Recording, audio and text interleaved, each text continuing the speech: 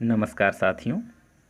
इस audio lecture में हम चर्चा करेंगे गजानन माधव मुक्तिबोध और उनकी कविता सहर्ष स्वीकारा है। मुक्तिबोध जी का पूरा जीवन संघर्षमय रहा।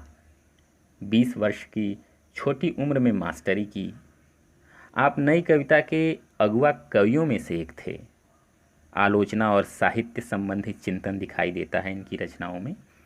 आप एक समर्थ पत्रकार भी रहे। मुक्तिबोध की कविताएं सामान्यतः बहुत लंबी होती हैं। जो कविता है सहर्ष स्वीकारा है, यह अपेक्षाकृत छोटी है। भूरी भूरी खाक धूल में संकलित है। एक होता है स्वीकारना और दूसरा होता है सहर्ष स्वीकारना, यानी खुशी खुशी स्वीकार करना। यह कविता जीवन के सब दुख सुख संघर्ष अवसाद उठा पटक सम्यक भाव से अंगीकार करने की प्रेरणा देती है। कविता में गहराई है, ध्यान से समझना होगा। यहाँ प्रश्न यह उठता है कि कवि जिसके विषय में चर्चा कर रहा है वह कौन है, माँ या प्रिया? यह एक गुत्थी है। हम कविता आरंभ करते हैं। सहर्ष स्वीकारा है। जीवन में जो कुछ है, जो भी है, सहर्ष स्वीकारा है। इसलिए कि जो कुछ भी मेरा है वह तुम्हें प्यारा है। गर्बीली गरीबी यह, ये गंभीर अनुभव सब, यह विचार वैभव सब, दृढ़ता यह, भीतर की सरिता यह अभिनव सब मौलिक है, मौलिक है। इसलिए कि पल पल में जो कुछ भी जागृत है, अपलक है, संवेदन तुम्हारा है। कवि कहता है, जीवन में जो भी है, जैसा भी है, उसे मैं खुशी खुशी स्वीकार करता हूँ, क्योंकि जो कुछ भी मेरा है तुम्हें प्रिय है, तुम्हें अच्छा लगता है। यही कारण है। कवि ने लिखा है कि इसलिए कि जो कुछ भी मेरा है वह तुम्हें प्यारा है। गर्बीली गरीबी यह, ये गंभीर अनुभव सब, यह विचार वैभव सब। गर्बीली गरीबी, गरीबी जो गर्व के साथ वहन हो, गंभीर अनुभव व्यवहारिक ज्ञान जीवन के, विचार वैभव भरे पूरे विचार, विचारों का खजाना। सब कुछ मौलिक है, मौलिक अर्थात वास्तविक। इसलिए कि जीवन में जो कुछ भी घट रहा है वह तुम्हारी प्रेरणा से है। अभी के समय में हर्ष के साथ कुछ नहीं स्वीकारना है। हर्ष के साथ स्वीकारोगे तो भीख मांगोगे, दुनिया निचोड़ कर फेंक देगी। कोई किसी पर एहसान नहीं कर रहा है। जो भूत की चिंता करता है या भविष्य की चिंता करता है वह सच्चा नहीं है। जो वर्तमान को देखे उसे ही सब कुछ हाथ लगता है। मेरे जीवन में कुछ ऐसे पल थे जिन्हें फूलों के बगीचे में जिया, और आज चटाई पर सोता हूँ, रोता हूँ, मैं भीख मांगता हूँ। जिंदगी बोझ बन गई है, अब न जीता हूँ न मरता हूँ, लेकिन मैंने इसे स्वीकार किया, मैं इसे स्वीकार करता हूँ। मैंने गलती की प्रेम करके। जिंदगी में जो कुछ है सहर्ष स्वीकार करता हूँ। किसी के सामने स्वाभिमान नहीं खत्म करना है। एक क्षण का प्रेम जिंदगी भर के दुख का कारण होता है। जिसकी जीवन में अवसाद छा गया वह मर गया। वह किसी से मिलना नहीं चाहता। दुनिया में जो भी है स्वार्थ का रिश्ता है, उसमें टिकाऊपन नहीं है। सब कुछ घाट तक का रिश्ता है। हमें मानना चाहिए कि ईश्वर ने जो दिया है सही दिया है। जगने मुझसे छीना मुझे जो भी लगे प्यारा, यही संसार का नियम है। जो मेरा है वह तुम्हारा है। जिससे मुझे प्यार है कल उससे तुम्हें प्यार हो जाएगा, फिर वह तुम्हारा हो जाएगा, मुझसे छिन जाएगा। किसी एक व्यक्ति पर किसी एक का अधिकार नहीं होता। उस पर उसके माता पिता भाई बहन दादा नाना गुरु सबका अधिकार होता है। राजा भी दरिद्र है यदि वह दान न करता हो।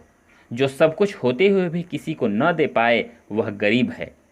गर्व से भरी हुई गरीबी को गर्बीली गरीबी कहते हैं। जो नमक के लिए भी किसी के आगे हाथ न फैलाए वह गर्वीली गरीबी निर्वहन कर सकता है। यह जीभ इतना बेईमान है कि किसी के सामने हाथ फैलाने पर विवश कर देता है। यह आदमी को नीचे गिराता है।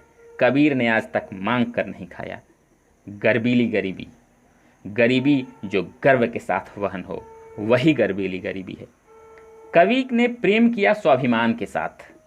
वह प्रेम का प्रतिदान लेने नहीं जा रहा है। उसे प्रेमिका की खरी खोटी बातें, बेवफाई, सब कुछ खुशी खुशी स्वीकार है। वह उससे कुछ कहने नहीं जा रहा है। कवि में हृदय की अनुभूति की तीव्रता है, पीड़ा की तीव्रता है, बेचैनी है, कसक है। कहता है हमारे अंदर जो भी विचार, भावना, संवेदना है, सब मौलिक है। वर्तमान समय में अपने मन में लड्डू नहीं खाना है कि हमें उससे प्रेम है, उसकी स्वीकृति भी चाहिए। घनानंद ने लिखा, तुम कौन सी पार्टी पढ़ी हो लला, मन लेहूं पे देहूं छटाक नहीं। तुमने मन तो ले लिया, हृदय तो ले लिया, लेकिन कुछ दिया नहीं। लेकिन इस कवि को प्रतिदान नहीं चाहिए, उसे प्रेमिका की हर बात स्वीकार है। आगे है, इसलिए कि पल पल में जो कुछ भी जागृत है अपलक है, संवेदन तुम्हारा है। क्षण क्षण में जो कुछ भी जागृत हो रहा है वह अपलक है। शरीर के काम करने में शरीर के अंग जब जवाब देने लगें तब प्रेम है। सपने में भी वही आए, हर समय उसी के बारे में सोचते रहे तब प्रेम है। यहाँ एक शब्द है संवेदना। संवेदना अर्थात बराबर की वेदना। आदमी जब दुखी होता है तब अपने जैसा खोजता है जिससे संवेदना मिल सके। साकेत महाकाव्य मैथिली शरण गुप्त की रचना है। लक्ष्मण जी वनवास चले जाते हैं। उर्मिला जी कहती हैं, प्रोषित पतिकाएं हों जितनी भी, सखी उन्हें निमंत्रण देया। सम दुखनी मिलें तो दुख बटे, जा प्रणय पुरस्सर लेया। पतिकाएं अर्थात पत्नी, पुरस्सर अर्थात भरपूर। प्रोषित पतिकाएं, जिसका पति लंबे समय के लिए विदेश चला गया। कहती हैं कि सखी अयोध्या जाओ, नगर में भ्रमण करो और हर उस स्त्री को निमंत्रण दे आओ जिसका पति उसे छोड़कर चला गया है। समदुखनी मिलेंगी तो हमारा दुख एक हो जाएगा, हमें भरपूर सहयोग मिलेगा। संवेदना की आग दोनों तरफ जलनी चाहिए। मेरे अंदर जो आग लगी है वह अगले के अंदर भी होनी चाहिए, तभी शांति मिल पाएगी। जब तक वेदना सम नहीं होगी चैन नहीं मिलेगा। सबके हृदय में सर्वदा संवेदना की दाह हो, हमको तुम्हारी चाह हो, तुमको हमारी चाह हो। ऐसा न हो कि हम तुम्हारे लिए रोते रहें और तुम हमें गाली देते रहो। कामायनी महाकाव्य, जिसका नायक है मनु। मनु को कई बार चोट लगती है। मनु की पत्नी है श्रद्धा।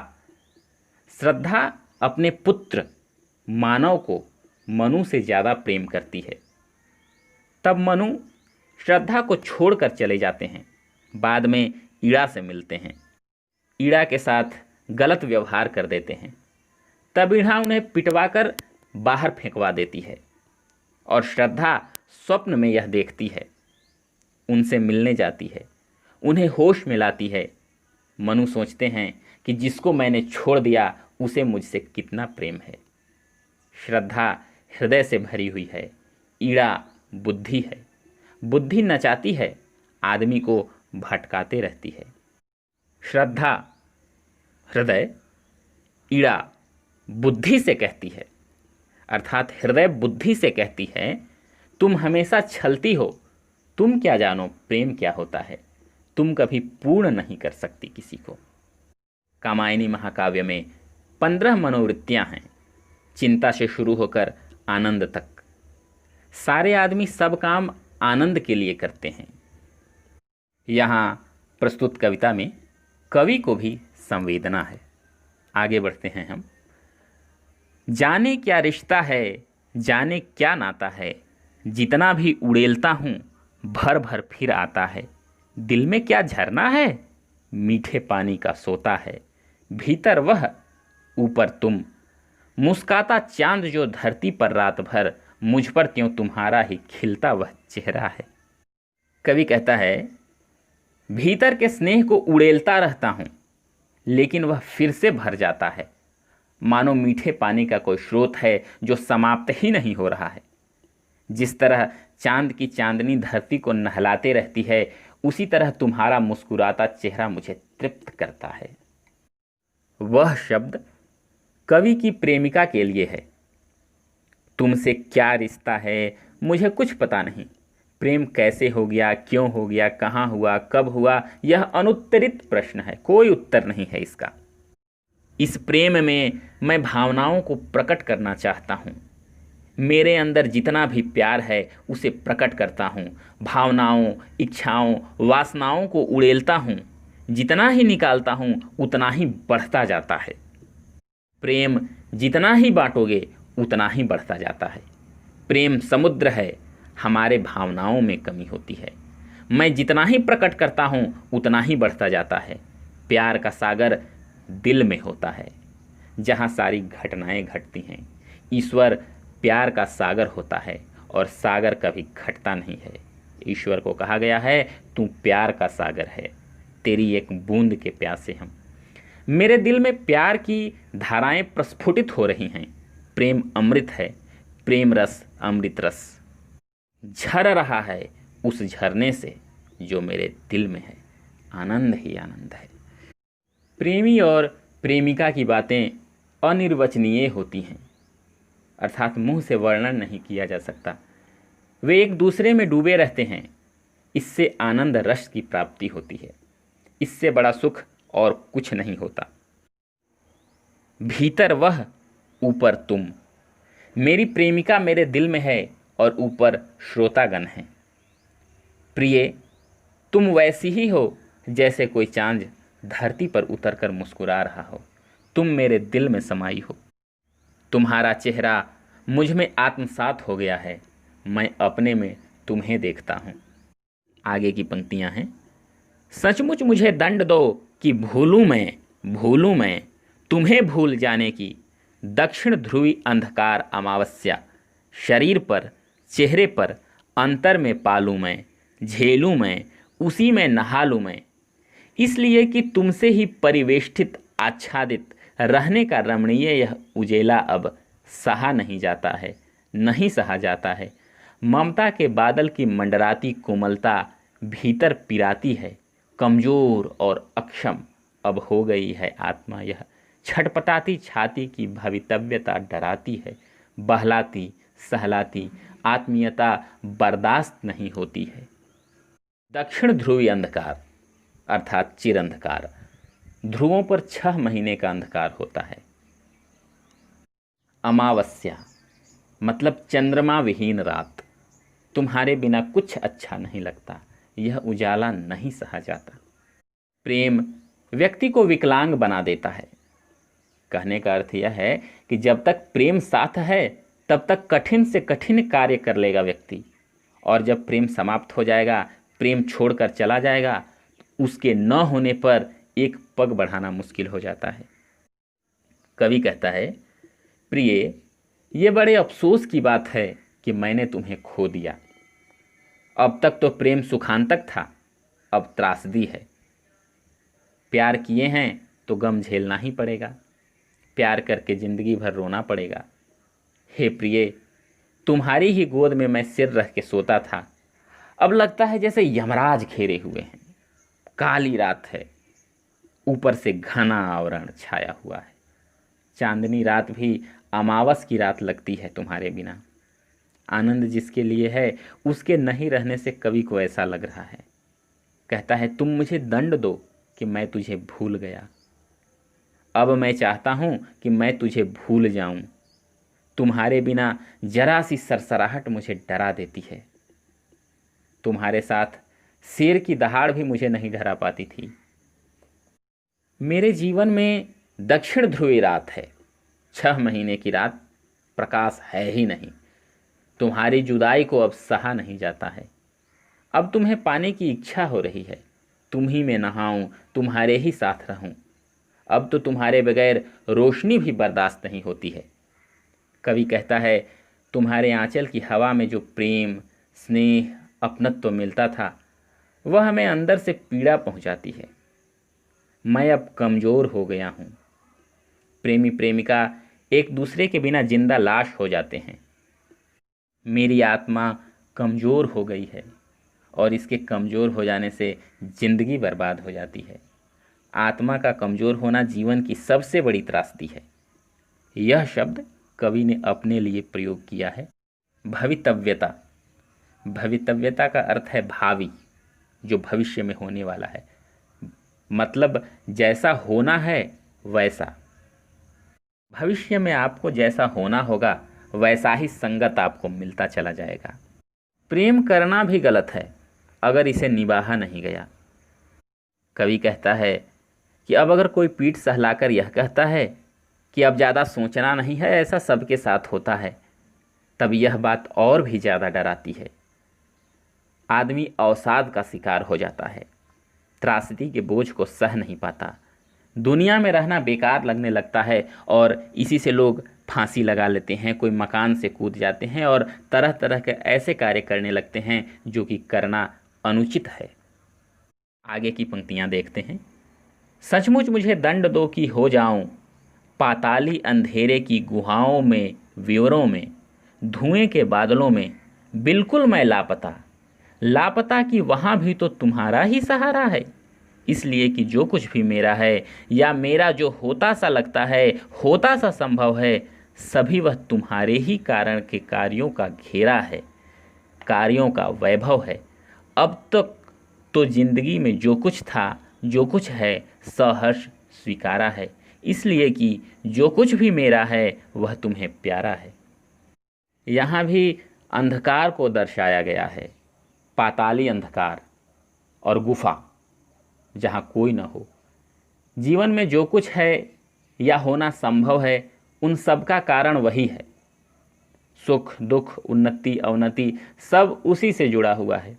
जीवन में जो कुछ है सबको प्रसन्नतापूर्वक स्वीकार किया है, क्योंकि सबके केंद्र में वही है। कोई कहता है, मैं तुम्हें याद करता हूँ, इसका दंड मुझे मिलना चाहिए, और दंड स्वरूप मुझे पाताल जैसा अंधेरा चाहिए, और गुफाओं का अंधेरा हो, धुआं का बादल हो, चारों तरफ से घिर जाऊं, मैं खो जाऊं। मुझे अगर किसी ने यहाँ तक खींच कर लाया है तो वह तुम्हारी यादें हैं। तुम्हारे ही कारण ये सब कार्य हुए हैं। मेरी जिंदगी जो कुछ है तुम्हारे कारण है। मेरे जीवन में जो कुछ भी था और जो कुछ भी है, मैंने उसे हृदय से स्वीकार किया है, क्योंकि मेरा जो भी है तेरा है।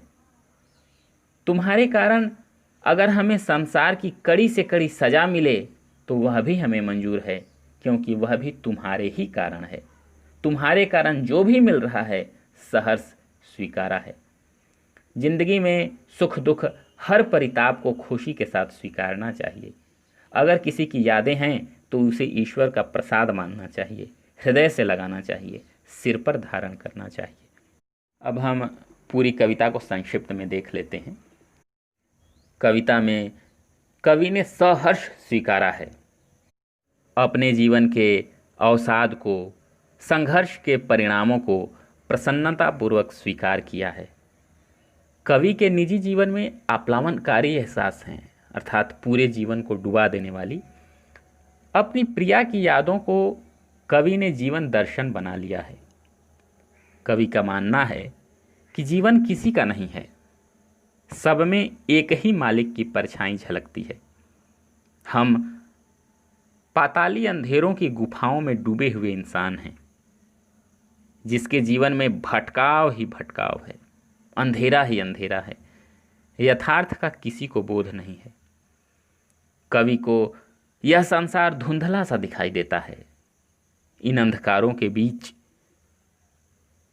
उसके प्रेम का दीपक जलता है कुछ क्षणों के लिए, फिर वह दीप बुझ जाता है और सब कुछ यादों के घने आवरण में समाहित हो जाता है। कुल मिलाकर यह कविता भाव प्रधान है। कविता में बिंब विधान का सटीक प्रयोग हुआ है। कवि की जिंदगी में कभी कुछ पल के लिए प्यार प्रस्फुटित हुआ था और फिर हमेशा के लिए गुम हो गया। जिंदगी की हर दिशा, दशा और दुर्दशा को कवि ने प्यार से स्वीकार किया है। तीन चीज़ें, दिशा, दशा और दुर्दशा, तीनों को स्वीकार किया है। तेरे कांटों से भी प्यार, तेरे फूलों से भी प्यार। यह थी हमारी कविता सहर्ष स्वीकारा है। धन्यवाद। जय हिंद।